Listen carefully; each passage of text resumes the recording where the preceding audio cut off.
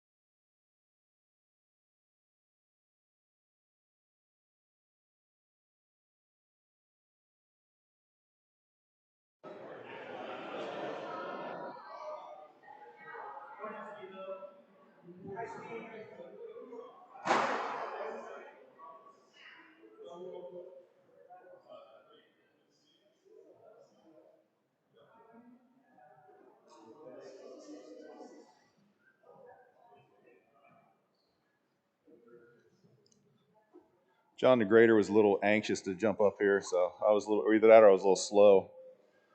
Good morning, everybody. Today our reading is in Mark 14, 43 through 50. And immediately while he was still speaking, Judas, one of the 12, came up accompanied by a multitude with swords and clubs from the chief priests and the scribes and the elders. Now he who was betraying him had given them a signal, saying, "Whoever I shall kiss, he is the one. Seize him, lead him away under guard." And after coming, he immediately went to him, saying, "Rabbi," and kissed him. They laid hands on him and seized him. But a certain one of those who stood by drew his sword and struck the slave of the high priest and cut off his ear. And Jesus answered and said to them, "Have you come out with swords and clubs to arrest me, as against a robber? Every day I was with you in the temple teaching, and you did not seize me. But this happened that the scriptures might be fulfilled." And they all left him and fled.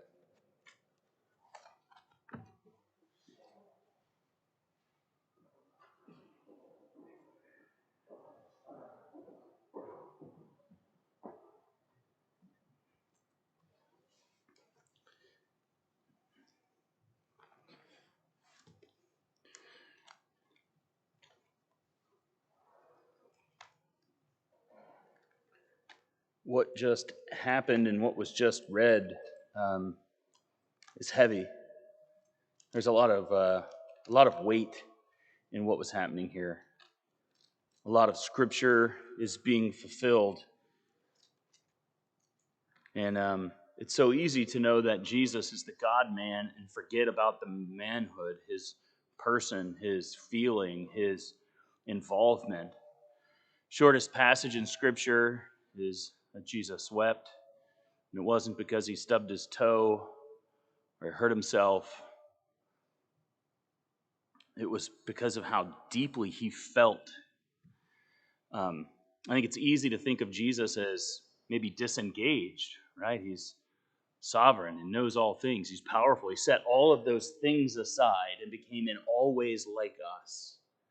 Now think about that. To become in all ways like a person means experiencing the birthing process. Means learning to control his physical faculties, if you're sticking with me here. Jesus was in all ways like us. The fullness of God existing in a baby and an infant and a toddler.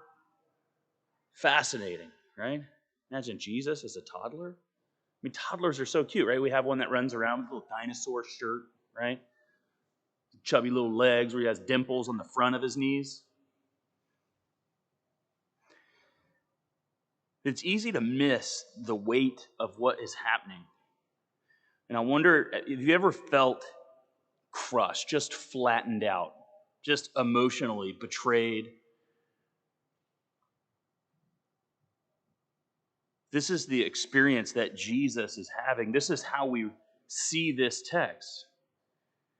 Jesus knows what is coming, but it's still no less impactful to watch it play out. He knows he'll be deceived. He knows who's going to do it. He knows how it's going to happen. But to watch someone that you care for lie to you, hurt you while they're looking at you, I remember a day that I came home from school, and I'd gotten into trouble. Not insignificant trouble, fairly significant trouble at school. And the first night I didn't see my dad, and I knew that that was a problem. So I just went to sleep, and I left and I went to school the next day. I knew that the fallout was going to be significant. School was a blur. I came home, and I remember walking in the front door of the house, and I saw my dad waiting for me. Lots of words were exchanged in this moment. And then he said, "I don't ever want to see you again."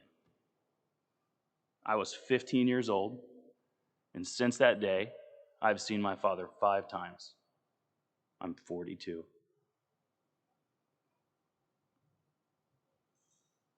I don't think he ever came to look for me, but I was on my own at 15. My mother lived somewhere else. I didn't call her. That's the kind of gravity of betrayal that Jesus is experiencing times a million. This is a disciple. This is one of the 12. This is someone who walked with him and talked with him and heard everything that he had to teach, who warned them, who brought them into the garden and said, "Hey, I want you to stay up and pray with me." Now, they thought they were praying with him, for him. They were praying with him at the same time, but for themselves. And I think we'll see that in a minute. But maybe you know a story of betrayal that allows you to taste some of what Jesus fully drank. And appreciating that doesn't let us wallow in our sadness. It pulls us out of it completely. Because Jesus is a victor over everything. He transcends every truth, every reality, every wrong, every hurt is all made right in Christ. And so what we see is God's radical grace.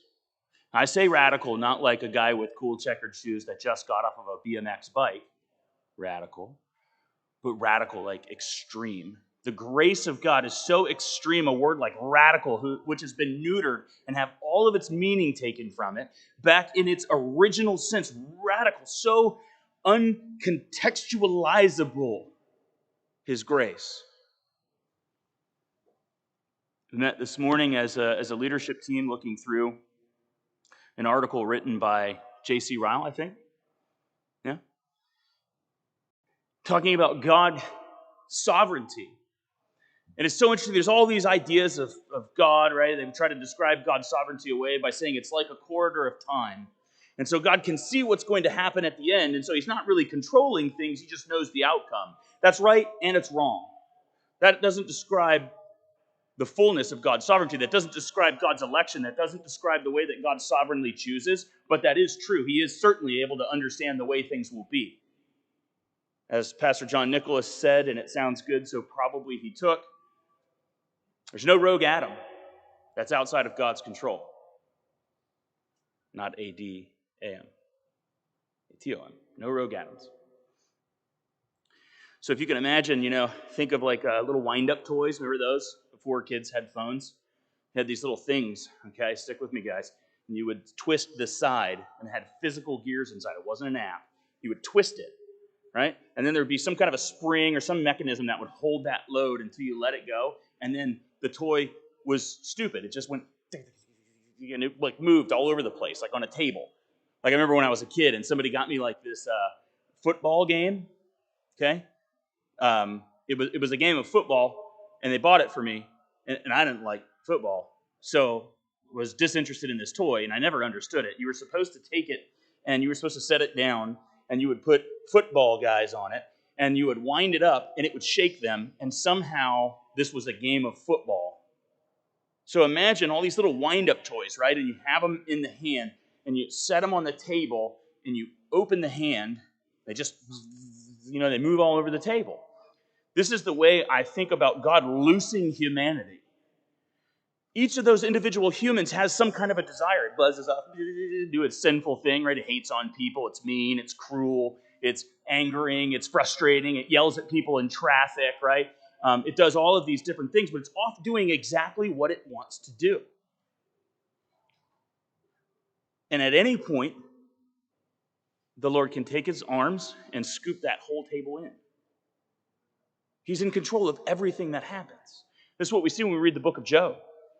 You can touch his, you can touch his possessions, but you may not touch his health. You can go this far and no further, and God sets a mile marker. Satan can't exceed where God allows him to go. And we're seeing that with Jesus. This is all fulfillment. Jesus foreknew all of this. This was going to happen. Jesus knew it. He knew who the betrayer was. The other 11 did not know who the betrayer was. Jesus kept that hidden. He allowed Judas to kind of float around and be a part of everyone. Judas had to leap over grace and sprint towards sin. And so what we'll see today in this passage is we'll see Jesus come prepared for the full cup of God's wrath. We'll see Peter prepared to fight. One was prepared for their own will, the other with God's. And the difference was prayer. That's what Jesus called them to in the garden, was to pray, to stay up with him and pray. And they would fall asleep, and they would fall asleep, and they would fall asleep. And so we see Peter ready to split someone's head open, miss by a little, graze off an ear. Now, Mark doesn't talk about it, but maybe you know what happens next. Maybe you don't. Prepare to be surprised. Let's look at Mark 14, verses 43. I don't know. Let's start in 43 and see what happens. And immediately, while he was still speaking, Judas came, one of the 12, and with him a crowd with swords and clubs, from the chief priests and the scribes and the elders. Judas, one of the 12. Mark says this, I think, with a kind of a deep, head-shaking confusion. We said Jesus knew clearly who the betrayer was. The other 11 didn't. They're finding this out in near real time, that Judas is the betrayer. In fact, maybe when they see Judas coming, they don't even know what's happening quite yet, right? They still haven't put the pieces together yet. They see Judas, and as we'll see in some of the other gospel writers, they see a throng of like military police, civilian guards, people with pitchforks and torches. And then Judas is kind of maybe at the front of the pack, trying to stay a little bit in advance of all of them.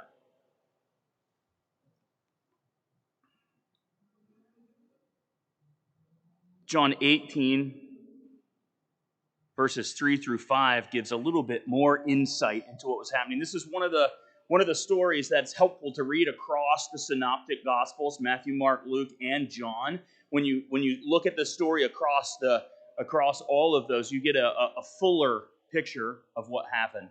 And that's one of the things that's actually helpful in validating about the synoptic gospels, is that's the way that people are. Right? When I go into a room and I describe what I see in a room, it's different perhaps than when you go into a room and you describe what you see in the room. We were in the same room. We just notice different things because we're wired in different ways. We pay attention to different things. John Nicholas goes into a room and he'll tell you about the conversations he had. I go into a room, I'll tell you what the floor looks like. I'm avoiding conversation, right? I'm looking down. People are like, oh, I thought you were a people person. I'm like, no, I force it. I'm faking it. And I go home and I sleep to make up for it. It takes energy. John just talks and talks and he talks. It's amazing.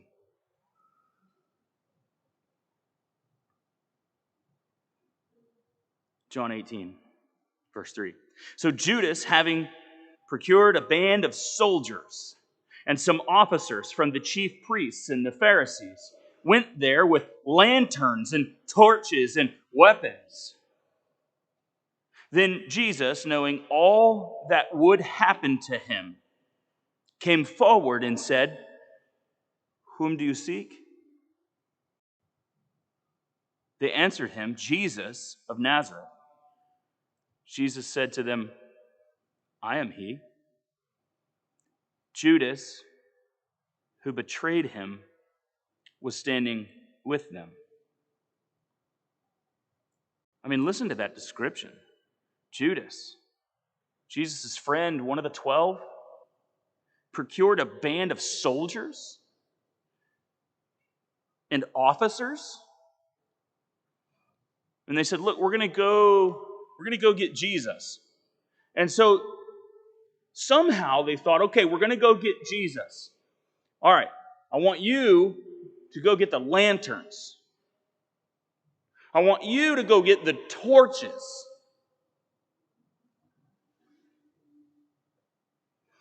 I want you to go get the weapons. This is 11 people praying in an olive garden. What? Breadstick, soup Toscana.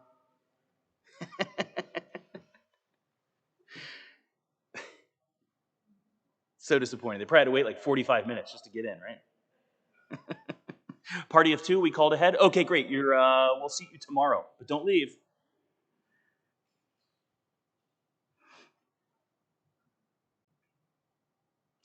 Jesus brings them to the Olive Garden, leaves some of them behind at the gate, grabs 3, brings them in further with him.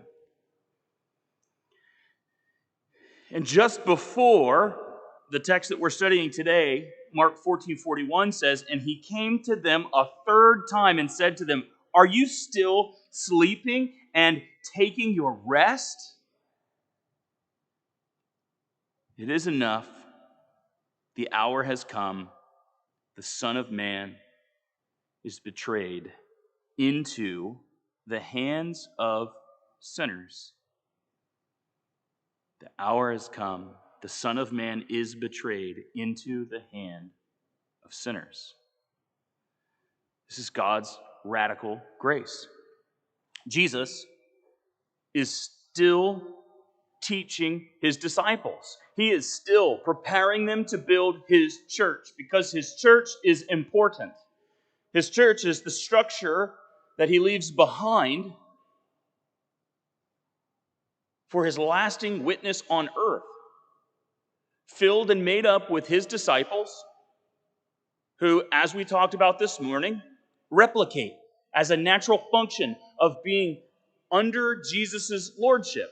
Because Jesus says something, and his people of his church, they go and they do it. And so he's still teaching these disciples because they're the foundation of the church. They're the foundation that the whole church is going to be built on. There's the disciples and the apostles. This is God's radical grace. He's getting ready to be handed over, betrayed into the hands of sinners. You can almost imagine all of these people are like little buzzing, chattering teeth.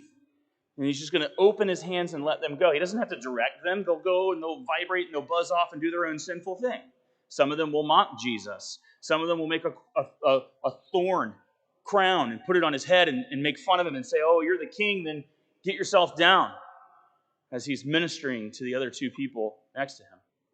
Some of them will spit on him. Some of them will offer sour wine. And then looking back, perhaps, if you could imagine,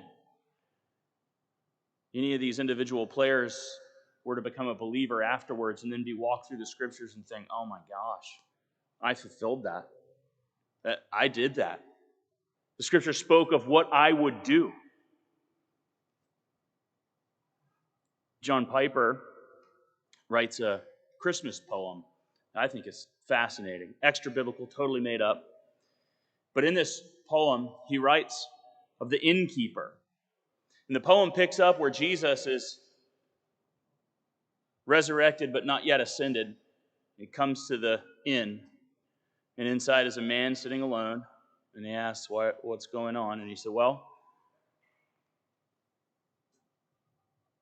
the Messiah was born here, and later my wife and our whole family was here, and these soldiers came in, and they were looking for every male child They were just killing everything. And my wife was trying to protect our babies, and soldiers were hacking, murder. I get so tired year after year after year of the same fluffy Christmas story with little candy canes. And listen, I'm into all that. I love that stuff. Our house, I don't know, at some point we counted, I think we have like 12 Christmas trees. Love it. But at the same time, the cost of our sin is so great, we lose sight of the fact that infanticide was taking place after Jesus was born. Every ounce of energy was put into making sure that none of this came to be, and all of this came to be because it's God's plan. It's impossible that it happened, but it happened. And all of these people who are doing all these things are doing exactly what they want to. God allowed his son to be turned over to sinful men and women just like us. And then with all of the energy that they poured out against Christ as willing agents, with their own personal anger and their own personal vendettas against him, God, by his sovereign grace, satisfied his wrath against sin through those acts against his son. It's the most incredible story that's ever been.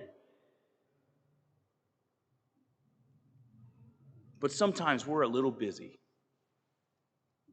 right? We've got emails to write, customers to talk to, deadlines to keep up with. Every time I make a decision to do something else, I realize it's a having. It's another having. Everything I have on the table that I'm doing, if I decide to take on something else, everything else is having. Because I only have so much attention. And I can only give it to so many places. So every decision to take on something else is another having across everything. Now, it's not always a true having, right? Sometimes we proportionalize things.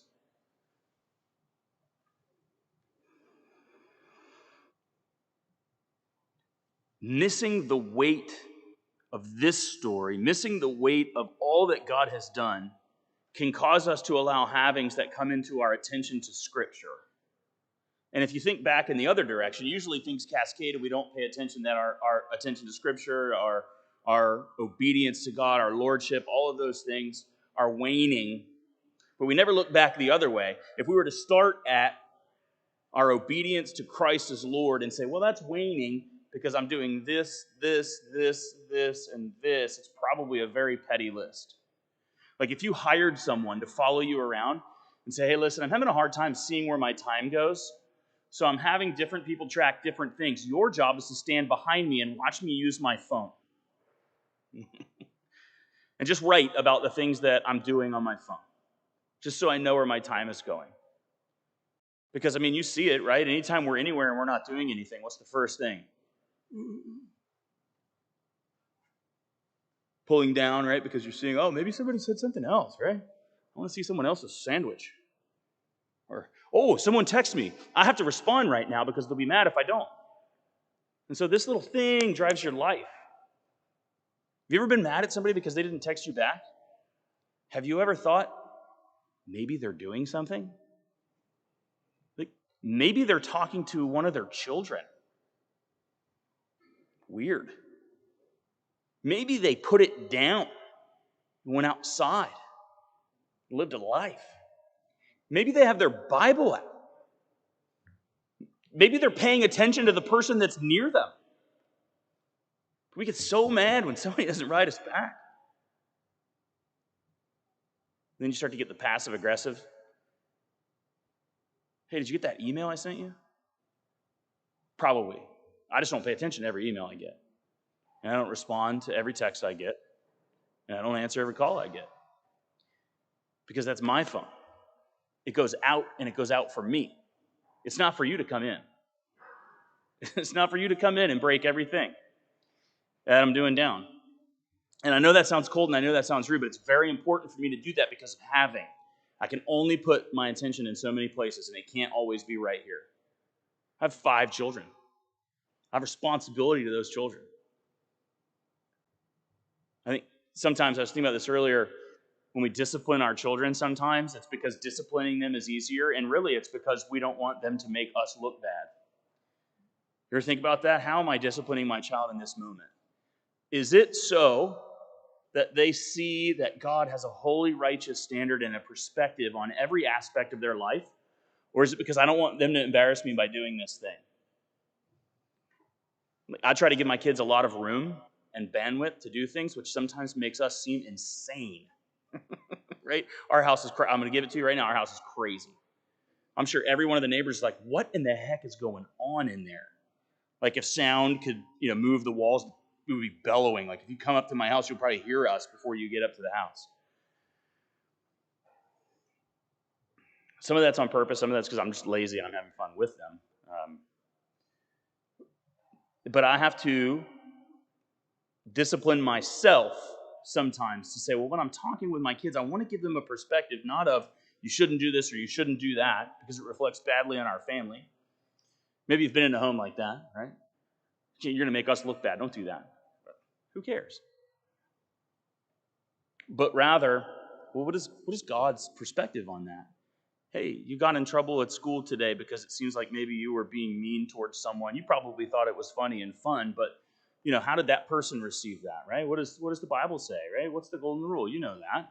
Would we want to treat someone like that? No. Okay, so let's have a conversation about that. That's a vastly different kind of discipline than you better not get in trouble at school tomorrow, because I don't want to have to go talk to your teachers. I don't want to have to go talk to your principal.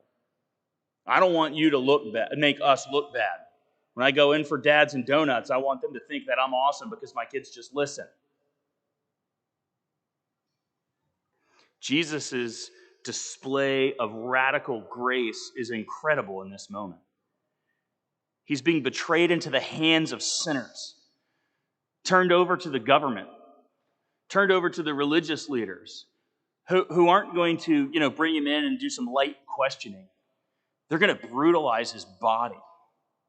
For days, they'll torture him. And his concern is that people are understanding the lesson on his way out so that he'll leave behind a church to rescue you.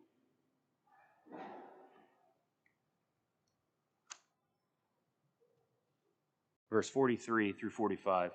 And immediately, while he was still speaking, Judas came, one of the 12, and with him a crowd with swords and clubs from the chief priests and the scribes and the elders. Now the betrayer had given them a sign, saying, "The one I kiss is the man. Seize him and lead him away under guard." And when he came, he went up to him at once and said, "Rabbi," and he kissed him. One of the 12.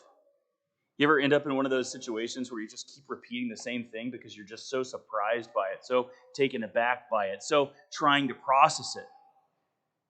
I can almost hear that in Mark. One of the 12. How could he do this? He came up and said, "Seize him at once." He knows what he's turning Jesus over to. These are people that want to kill him. My goodness, with friends like this.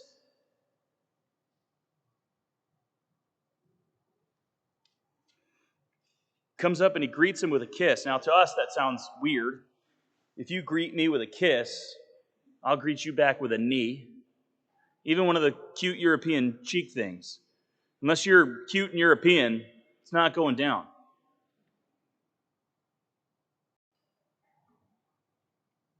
But it's like a bro hug, or a side hug, right? Because side hugs are for friends. It's the special handshake. Everybody knows it's like a 4-step handshake. Everybody knows how to fall into it. But you never do that like when you meet someone for the first time, right? Now, all that's changing, right? Because now we all fist bump. It's kind of cool for me because I'm a fist bump guy anyway. But the handshake is, the traditional bump, bump, bump, right? It's like 3 pumps, no more. Any more than 3 pumps is weird. Good tension, not a crusher, No weird motion, don't be clammy, all that stuff. This is how we greet people. I like it. But when you greet somebody sometimes, if it's a super familiar thing, you've got the 3-step thing with a little slide towards the end, and then it follows up with a bro hug. Because we know each other, we're friends.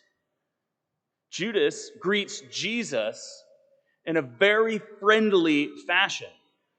It's not like a business as usual. Judas is saying, look, I have a very strong relationship with this person. I'm going to greet him just like he's my friend. I'm going to greet no one else like they're my friend. And then you're going to know it's him. When I do that, lock him up in chains and take him away immediately. Judas is getting money to do this. Such a personal friendship level. Now think about who Jesus is, right? Sometimes when the 12 were walking around, they would go into a town, and it was so crazed and frenetic when they would walk down the street that there were so many people that when Jesus said, "Who touched me?" the disciples laughed. Like, what do you mean, Jesus, who touched you? Half of the town is here. Everyone is touching you. Let's go. We've got to move on. And Jesus says, no, no, no. Someone touched me, and this is very important. This is the pace of Jesus' life. And Judas is such a tight friend that he can walk right up to Jesus and greet him just like a friend. And he's using that to sell Jesus for money. Could you imagine how hurtful that is? Even knowing it was coming, right? Like if maybe you've had someone betray you before. Maybe you didn't know it was coming. Maybe you did. Maybe you've been in a situation where you know that this person's going to do something hurtful, and then they did, and then you watched it play out. You watched the details of their face. You saw them as they talked to you. You watched them lie to you. You knew all of it. Jesus knew that perfectly. Now he's receiving this friend's greeting from Judas when behind him are hundreds of armed people with torches and lanterns. This is so hurtful. I can only imagine. That's why he said in verse 41, when he found them sleeping the third time, the hour has come, the Son of Man is betrayed into the hands of sinners. This is radical grace. He's delivering grace through total betrayal. And so that salvation can be delivered through it, God will turn his back on his own Son, because righteousness has no fellowship with sin, and Jesus is becoming the sins of all of those who will call on his name. God has to turn his back on him. God has to be a fair and righteous judge. At no point during any of this is the sin winked away. All of the sins of those who will be saved is fully treated on Christ, and it begins right here. It was one of his prayers in the garden, right? God, why have you forsaken me? Jesus is using the very language of the Psalms in his prayer and is crying out to God. He's so physically distraught that an angel comes and ministers to him through this trial. And the three disciples, they're supposed to be praying too, because what they don't know is something's coming for them as well. But instead, they take a little nappy. They take a power nap instead of preparing. And we also see different outcomes from those who napped versus the one who prayed. Judas comes up. What did he say? Oh, Jesus, hey, how's it going, buddy?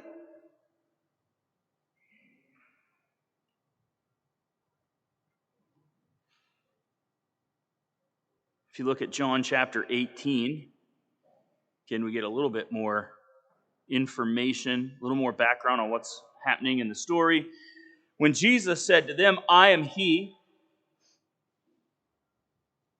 they drew back and fell to the ground. So he asked them again, whom do you seek? And they said, Jesus of Nazareth. Jesus answered, I told you that I am he. So if you seek me, let these men go. It's radical grace. Matthew captures some more focus in Matthew 26, verses 49 and 50. And he came up to Jesus at once, and he said, Greetings, Rabbi. And he kissed him. And Jesus said to him, hear these words, Friend, do what you came to do. And then they came up and they laid hands on Jesus and they seized him. Friend, do what you came to do. And what he came to do was get paid for turning over Jesus. A straight money transaction. I've got access to Jesus. He's a friend. You pay me. I'll turn him over to you. You just got to take him away right away.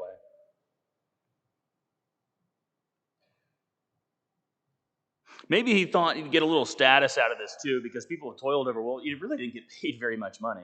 Maybe the price of a human slave wasn't that much money. Wasn't like a astronomical amount of money. It wasn't life changing.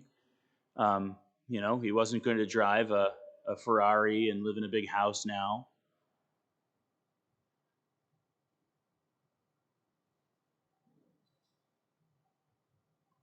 Maybe he thought he was going to get, some status among the elite. Being the guy who was able to turn Jesus over, right? Maybe he thought he'd have some hero status. Maybe he'd get a parking space downtown. Could always put his camel right out front and people would know it's him, have a tag right behind the tail. Betrayer. Maybe like a key to the city gate he'd get, like comically large, doesn't fit anything. I was wondering, what do you do with that? Like, don't give me a key to the city. I'll show up at restaurants with that thing. Oh yeah, Olive Garden, 45-minute wait? Bingo, bango, let's go. Get me one of the 94 tables that have no one sitting at them. And the 14 cooks out back, if they came in, my supa could come faster.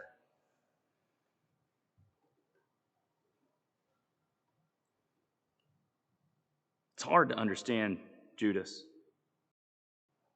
putting Jesus in the hands of the authorities who wanted him for certain death. And he still can't call Jesus Lord. Just can't do it. Greets him as rabbi. So cold. So cold. Just can't stomach it, right? Can't stand the familiar. Can't call him Lord. It's not true. Verse 46, and they laid hands on him and seized him. But one of those who stood by drew his sword and struck the servant of the high priest and cut off his ear. I love this a lot. Maybe you're like me. If you're one of the 12, you're definitely Peter. First to speak up, first to do something stupid, first to be ready to throw hands, Peter.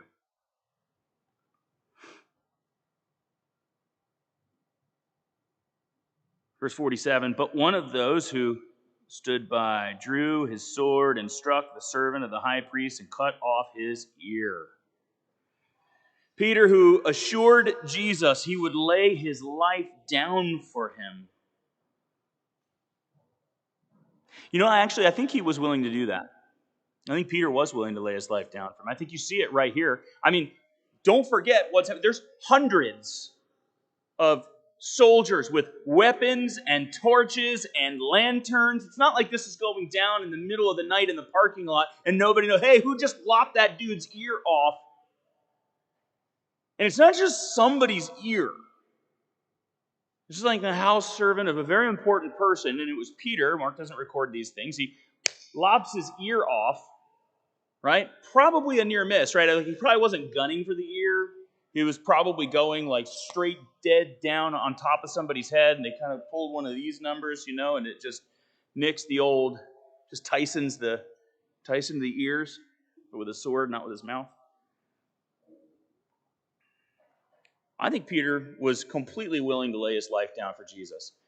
He was ready, right? 200 soldiers back here. I'm drawing my sword, and boom, let's throw down. But that's not what Jesus wanted. Jesus asked him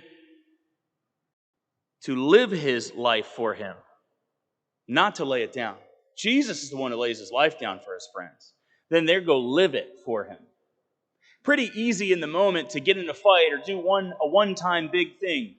Maybe difficult to live under lordship and continually serve and serve and serve in the face of a world who will hate you because they hated Jesus first. In the face of a world that says the cross that you preach is foolishness. And in a world that we live in today, which is postmodern, thinks you're just bananas. And nothing is true.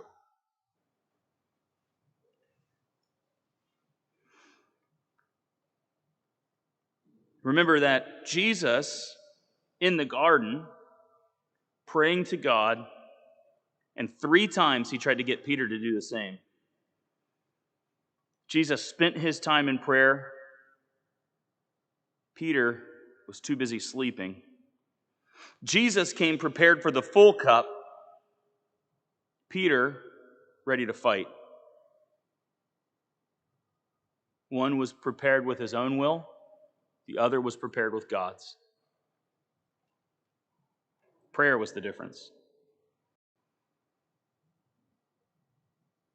Luke 22:49 through 51.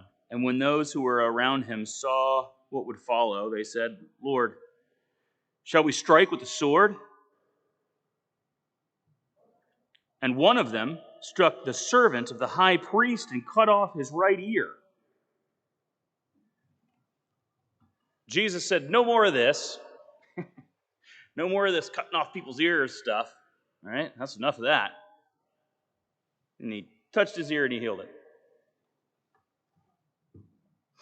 There's so much tone that I want to read that with, but I have to be careful. No more of this. Jesus wanted their lives. He didn't want them to go out in a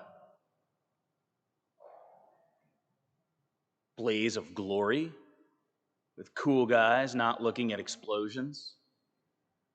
I mean, honestly, if Jesus wanted there to be kind of like a street brawl, I get where Peter's coming from, because I would have no fear of what was going on either, because you've got Jesus on your side. You know? Like if I'm getting into a fight, if I'm being honest, and I could pick any one of you guys or Jesus, sorry, you're out. Or maybe Peter was so willing to lay his life down. I remember when I was a kid in South Florida, I was riding my bike one time. There was this, we lived on dirt roads, they're all paved now, but there was this dirt path that I would take that was a shortcut to this other neighborhood. And I had turned the corner, which was like the corner of no return for me. And at the end, I saw several kids back there, all on their bicycles, like being cool. And I knew in this moment I should turn my bike around, right? But I'm an idiot. And so I kept driving my bike. And so I get there and they kicked me off of my bike. And I remember thinking, okay, I can run, and this lasts forever, always with these kids, or one of them is going to really know I was here. Like, I'm going to lose, but one of you guys is going to remember and tell this story a little bit different than the rest of you. And that's how it went down. And I think maybe that's what was going on in Peter's mind as well. Or maybe he thinks, hey, Jesus takes care of this, but I'm splitting somebody's head open today. But that's not what Jesus wanted. In fact, that was counter to what Jesus wanted. Jesus wanted the will of the Father. Peter wanted to satisfy his own flesh. So much easier to fight than it is to submit yourself to the will of God. Jesus had been in prayer. Peter had been asleep. See the difference? That's why it's important that we don't have our time and have our time and have our time. Maybe you've been here before. You just said something hurtful to somebody that you care about. Maybe you're not even really sure why. Maybe you're exhausted. Maybe you're not abiding. Maybe you're not praying and reading. Maybe you're having and having and having and having. Verse 46, and they laid hands on him and they seized him. But one of those drew a sword and struck the servant of the high priest and cut off his ear. Jesus puts it back on. No more.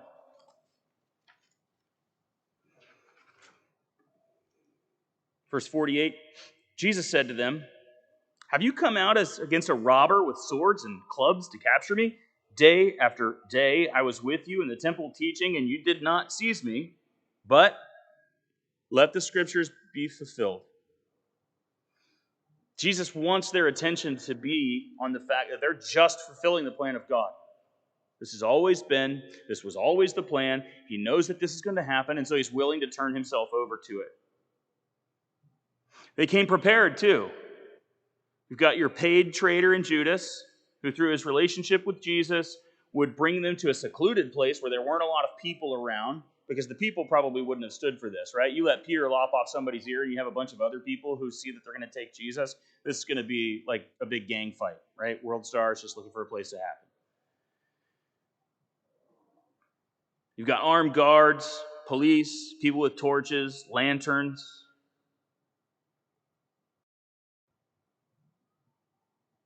On a remote mountainside in an Olive Garden. Jesus says, who are you here for? What is it that you guys are prepared for? Can you imagine? When Jesus asks questions, so infrequently is he asking actually for a question for information. It's all about introspection. Same thing that God does in the garden. Goes to the garden. Adam is hiding. Says, Adam, where are you? This is not a question of location. It's not a question to get information. It's a question for Adam. Adam, where are you? Where's your heart right now? What's going on, Adam? He's a good father. He's not just looking for discipline from Adam. He's helping Adam understand the world that he lives in now.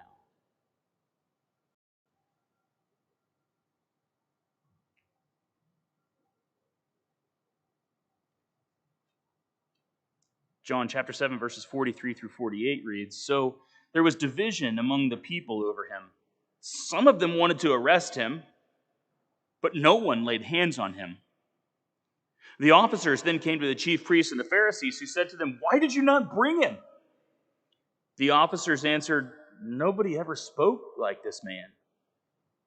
The Pharisees answered them, You have also been deceived. Have any of the authorities or the Pharisees believed in him?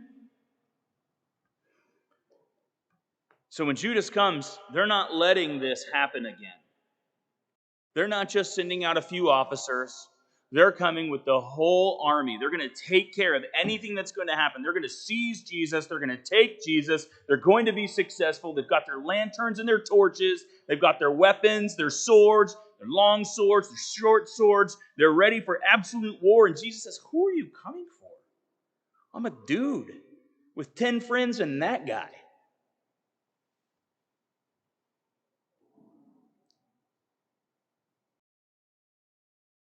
They'd failed previously because of who Jesus was.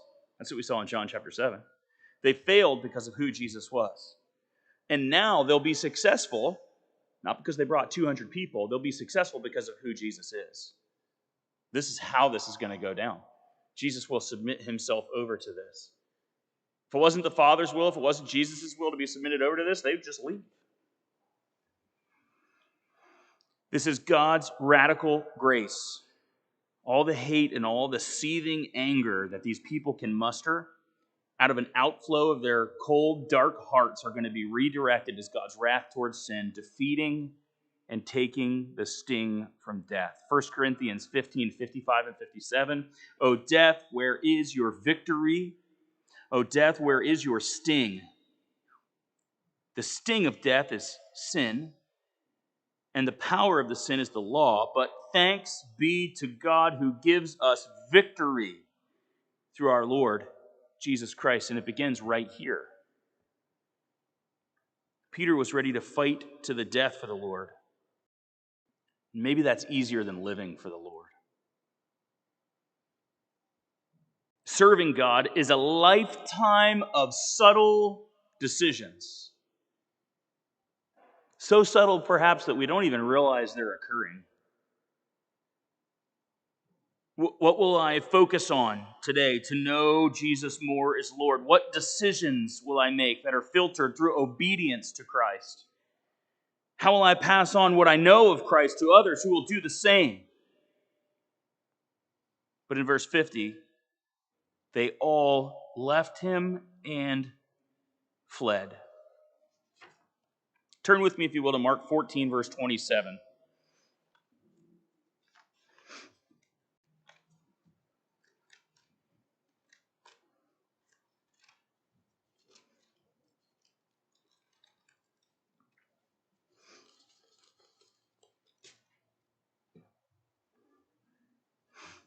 And Jesus said to them, "You will all fall away, for it is written, I will strike the shepherd, and the sheep will be scattered." If you remember, maybe days earlier, they were all together, happy disciples, walking with their Lord, or Rabbi in Judas' part, enjoying each other's company, learning, laughing, joking, watching the God-man work. They probably felt on top of the world and maybe a bit untouchable. They went from that to being scattered. And Jesus was alone. Days. What happened in a matter of days?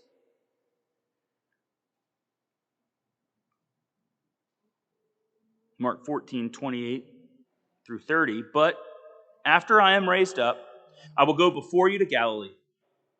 Peter said to him, even though they all fall away, I will not. And Jesus said to him, truly, I tell you, this very night, before the rooster crows twice, you will deny me 3 times. Jesus went to the cross alone, abandoned, with his friends' backs pointed to him. Complete and total betrayal. Even his Father withheld fellowship from him because he became sin. And he didn't just become sin. He became your sin, my sin, our sin. It's radical, radical grace. This is why we live for Jesus. We don't just lay our life down. We're not just willing to go out in a blaze of glory, missing someone's head and slicing off their ear like an idiot, and he's got to kind of glue it back on. 2 Corinthians chapter 4, verses 8 through 10. I love this passage a lot.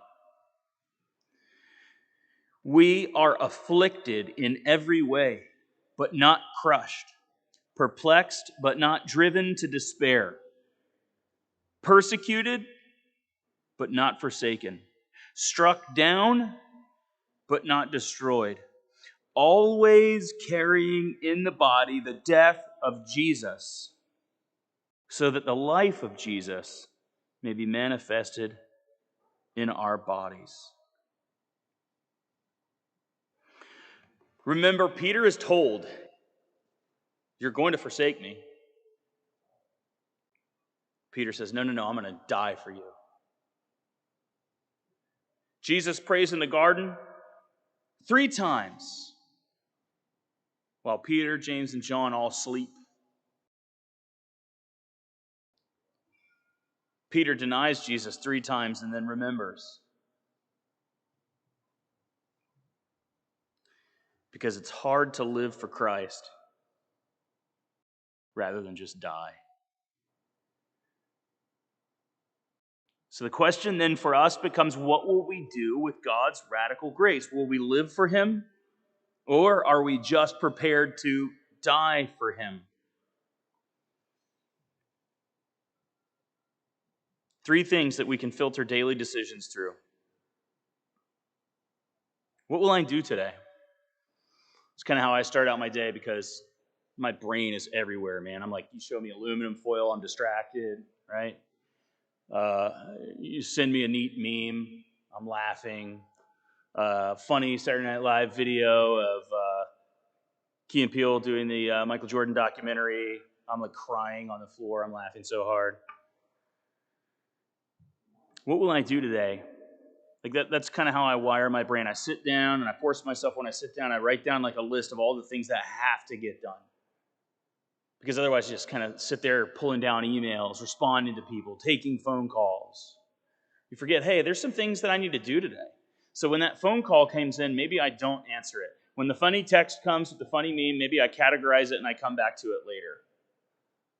When someone else's fire happens, maybe right now it needs to not be my fire because I have some things I'm going to do today. And when I'm living for Christ, some of those things on that list needs to be about my spending time in prayer, my reading in the Word, my obedience to Christ, my having His death live in my body so that people might know Him through me. If your life were to end right now and we were to put a private investigator on your life, what evidence would they find of you being a believer? Maybe leave a breadcrumb, just saying.